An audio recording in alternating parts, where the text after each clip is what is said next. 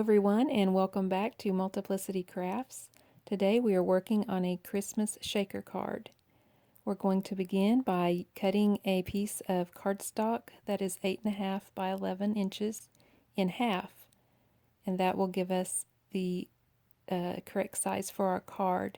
Now we're going to score this piece of paper at 5.5 inches, and this will be a top folding card. And what I do is just use my bone folder on my cutter in that groove, and that is a good way to score your cardstock if you don't have a scoring board. And go ahead and crease the fold just to make sure you have a nice fold. And then you want to go ahead and measure out the size of the top piece you're going to put on. I went ahead and cut the circle out to fit the size of the shaker window.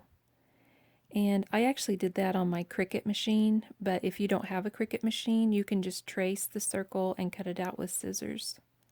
And the shaker windows are nice because you can add more dimensional elements, like I have shown here. And I went ahead and just left the colors, the green, the red, and the white for Christmas colors. And we're going to make some more little elements to go into our shaker window. And I'm going to make those by hand. I'm actually going to stamp some peppermint candies onto a piece of white cardstock.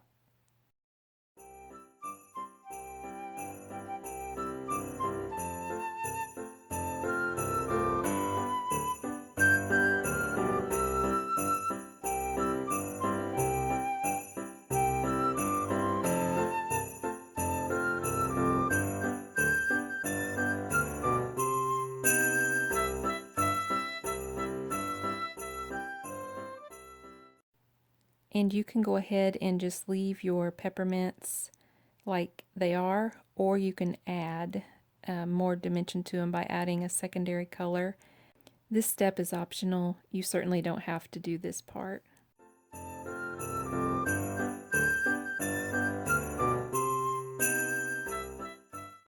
Then I'm going to use a circle die cut, and I'm putting that over the peppermint and taping it into place so it doesn't shift when I run it through the Cuttlebug machine.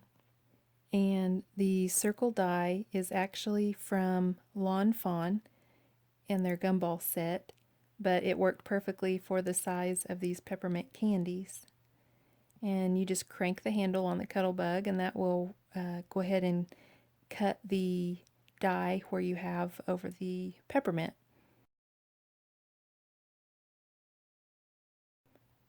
And just pop that out, and you have a cute little peppermint to add to your shaker window. Now if I had this to do over again, I would probably stamp both sides of the peppermint, but it worked out just fine. Now we're folding a piece of regular copy paper in half and putting our red cardstock on there, and I'm going to be embossing some Christmas trees. This is Versamark ink. It's actually a clear ink. It's almost just kind of like a glue, and this is for embossing. And I'm taking my Christmas tree stamp. I got this at Michael's, and if I'm not mistaken, it's a Recollection brand. I'm not 100% sure. I got it several years ago. But when you stamp, you can barely see your image because it is clear, but once you add your embossing powder, you'll be able to see everything. And I stamped 3 Christmas trees, and I'm going to add my white embossing powder on top of the trees I just stamped.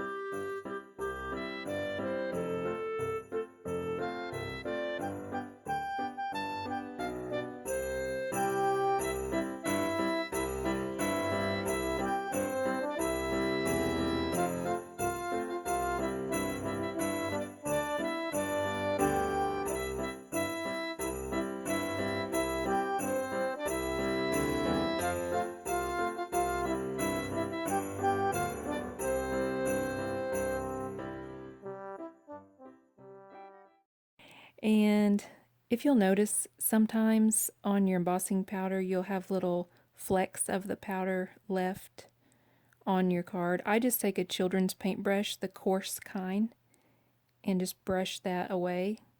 Now you can use an anti-static powder tool before embossing, but since I didn't have one at the moment, I just went ahead and just dusted off the excess. I'm going to be cutting these images out anyway, so it didn't really matter. Then I'm going to go ahead and heat up my heat gun, and you can see the white embossing powder just melting into the paper before your eyes. It's really fun, and I like the effect it gives. In person, once it's embossed, it gives kind of a glossy finish, depending on the kind of embossing powder you have. I'm going to go ahead and cut these images out with my scissors. I'm just going to fussy cut these out by hand. And since these are straight line images, they're very easy to cut out. There's not a lot of curves.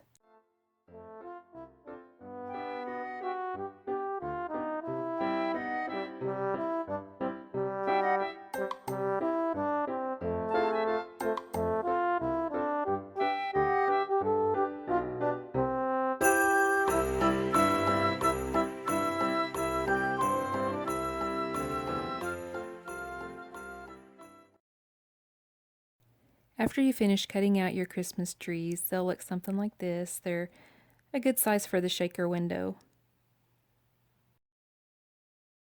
And I'm just going to go ahead and place that in the window with the other little decorations and shaker elements I have in there. Then I'm going to add a few sequins in just to give it some shine.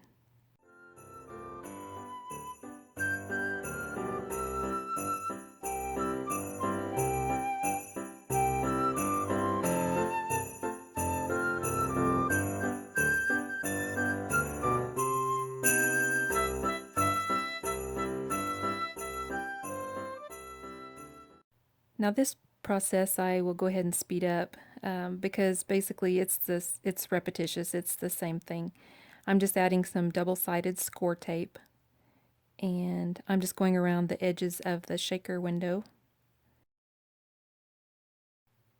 And once I get this in place, I'll go ahead and pull the backing off, and that will reveal the other sticky sides so I can put the lid on. And so I'm just cutting small strips, and again taking the backing off and securing the top window onto the bottom window to enclose all of the shaker elements. Now we are going to trace the inside circle of the card front so we'll know where to place our background circle. And I did an opposite color, same design, same polka dot design, but just a different color to give it some contrast. Again, we're going to repeat the process. We're going to add the score tape, and this will give our card front something to adhere to.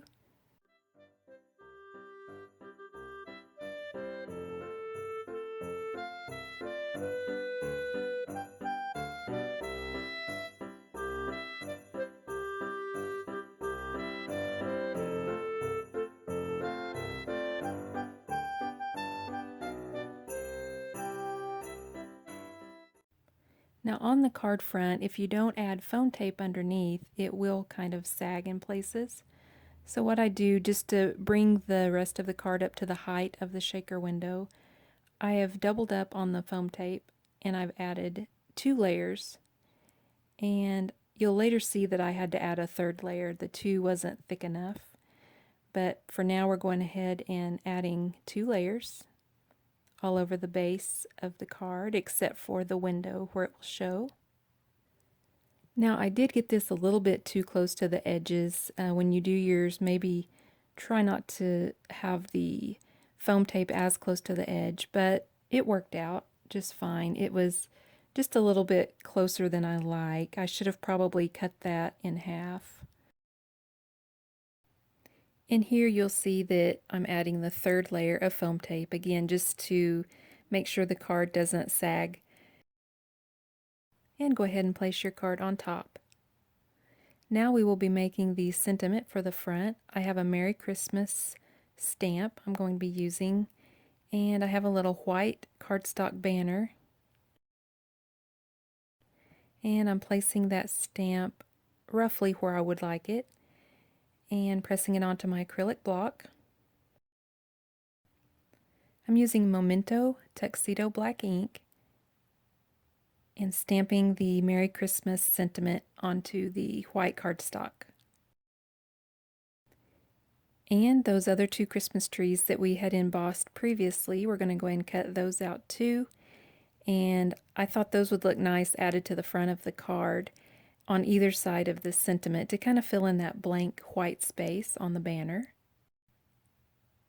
Using my ATG gun, I'm going to go ahead and glue the banner in place.